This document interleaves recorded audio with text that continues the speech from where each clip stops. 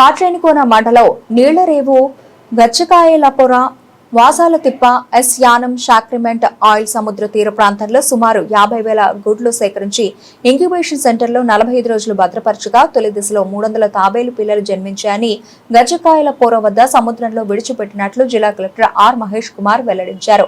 ఈ సందర్భంగా ఆయన మాట్లాడుతూ సముద్రపు తాబేళ్ల సంరక్షణలో ఇంక్యుబేషన్ సెంటర్ల పాత్ర చాలా కీలకమైందన్నారు. తీర ప్రాంతాల్లో దొరికిన గుడ్లను సురక్షితంగా పిల్లలుగా మార్చే ప్రక్రియ హ్యాచరీ మేనేజ్మెంట్ అటవీశాఖ విభాగం చేపట్టిందన్నారు. ఈ ప్రక్రియలో ప్రధానంగా 5 దశలు ఉంటాయని, మొదటగా గుడ్ల సేకరణ, రవాణా, తాబేళ్లు ఇసుకలో గుడ్లు పెట్టి వెళ్లిపోయిన తర్వాత కుక్కలు లేదా ఇతర జంతువుల నుండి వాటిని రక్షించడానికి అటవీశాఖ వారు వాటిని సేకరించడం జరుగుతుందన్నారు.